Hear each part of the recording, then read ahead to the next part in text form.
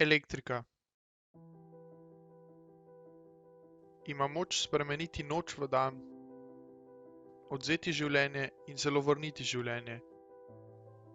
Je vse okoli nas. Poganja vsakodnevno tehnologijo, brez katere si življenja dandanes sploh ne moremo predstavljati. Zato, da nam omogoča udoben vsakdan, pa je elektriko potrebno seveda pridelati.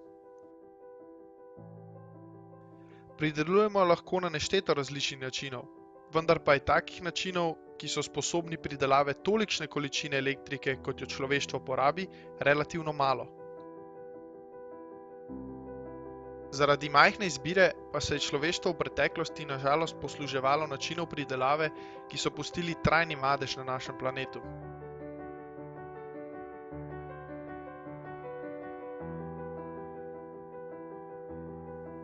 Kljub temu, da smo s pomočjo znanosti odkrili nove in okolju prijazne načine, se v veliki meri še vedno poslužujemo okolju neprijaznih načinov pridelave.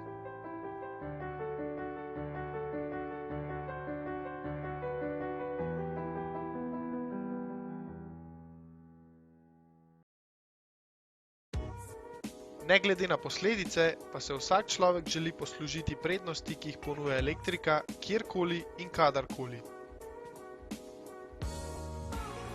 Zato so ljudje po vsem svetu začeli napeljevati snovi, prevodne za elektriko, ki jim pravimo žice. Te so sposobne prenesti električno energijo več tisoč kilometrov daleč od elektrarne, ki jo je pridelala. Priklop na le-te pa vseeno ni tako praktičen. Tudi z žicami se ne moremo poslužiti elektrike kjerkoli in kadarkoli, zato je človek izumil nekaj novega. Nekaj revolucionarnega. Baterije. Najdemo jih v najrazličnejših oblikah in velikostih, ne glede na velikost, pa vse hranijo električno energijo. So naprave sestavljene iz ene ali več elektrokemičnih celic z zunanjimi povezavami, preko katerih druge naprave črpajo energijo. Baterije so dandanes že tako pomembne za naš vsakdan, da je letni zaslužek baterijske industrije kar 84 milijard. Kdaj točno pa se je zgodba z baterijami pravzaprav začela? Nekega usodnega dne, leta 1780, je italijanski fizik, biolog in filozof Luigi Galvani seciral žabo pritrjeno na bronasto kljuko. Ko se je skalpelom dotaknil žabinega kraka, je ta trznila. Galvani je verjel, da je energija prišla iz noge. Njegov kolega Alessandro Volta pa je verjel drugače. Volta je hipotetiziral, da je bil opažen pojav posledica različnih kovin namočenih v tekočini. Poskus je ponovil in potrdil svojo hipotezo. Kasneje je leta 1800 izumil prvo baterijo, ki je bila stolpičaste oblike. Znotraj baterije so bile tkanine namočene v elektrolitih. Njegov izum pa je imel dve veliki pomanjkljivosti. Zaradi velike teže se je elektrolit izlival iz tkanin. Kemična sestava delov baterije pa ni omogočala dolge življenjske dobe. Naslednjih 200 let so znanstveniki izboljševali Voltin izum. Leta 1850 pa je francoski fizik Gaston Planté izumil baterijo, sestavljeno iz dveh navitih svinčenih plošč, potopljeno v žvepleni kislini. Za uporabo nasprotnega električnega toka se je kemija v bateriji povrnila v njeno prvotno stanje. Tako so se prvič pojavile baterije, ki se jih je lahko napolnilo. Leta kasneje je Karl Gassner ugotovil, kako naresti elektrolitsko pasto iz amonijevega klorida. Leta 1886 je patentiral novo, suho baterijo, ki so jo pogosto imenovali cink-karbonska baterija. Ta je bila popularna vse do leta 1950, ko je podjetje Union Carbide ugotovilo, da lahko alkalilne suhe baterije zadržijo več energije kot cink-karbonske iste velikosti. Alkalirne baterije so nato postale hit in so ostale v uporabi vse do današnjega dne. Vseeno pa danes kraljuje nekoliko drugačna baterija. Ta se je prvič pojavila na Japonskem leta 1985, kjer jo je izumilo podjetje Asahi Chemical. Imenovali so jo litijum-ionska baterija. Prvi jo je v komercialno rabo vpeljal Sony. Litijum-ionske baterije ali krajše Li-ion baterije so danes že povsod.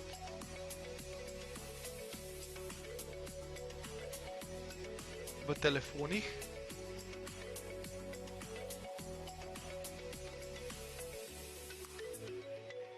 prenosnikih,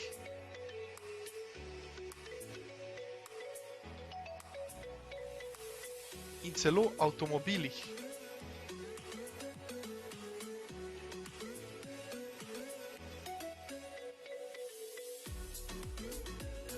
Da bi ugotovili, kaj točno dela Li-ion baterije tako atraktivne in boljše od konkurence, se moramo poglobiti v njeno sestavo in delovanje. Za razumevanje le-teh pa je potrebno razumevanje elektrike. Kaj sploh je elektrika? Elektrika je naravni pojav, ki se pojavlja povsod po naravi in se skriva v različnih oblikah. Po kratki definiciji je elektrika pretok električnega naboja. Od kje pa pridejo naboji? Vse, kar nas obdaja, je sestavljeno iz atomov. Vsak atom pa je sestavljen iz pozitivno in negativno nabitih delcev.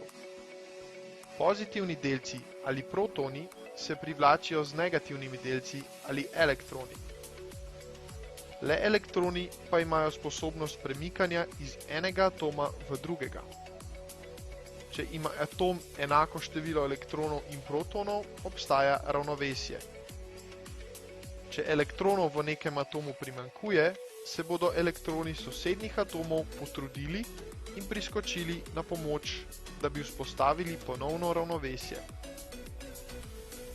Tako se elektroni pretakajo. Ko je elektronov preveč, je atom nabit negativno. Ko pa jih je premalo, pa je atom nabit pozitivno. Razlika med nabitostjo atomov spodbudi pretok elektronov. Vzpostavitev naboja v atomu lahko dosežemo s frikcijo, magnetizmom in celo sončno svetlobo. Vsi od naštetih povzročajo, da se elektroni nabirajo. Ko se naberejo, je potrebna le še pot do cilja oziroma način učinkovitega shranjevanja za kasnejšo uporabo.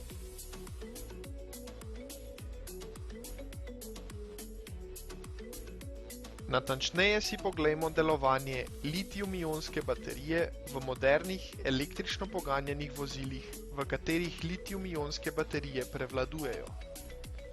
Vsaka baterija je sestavljena iz več manjših baterij, ki jim pravimo celice. Skrivnost delovanja baterije se skriva prav v teh celicah.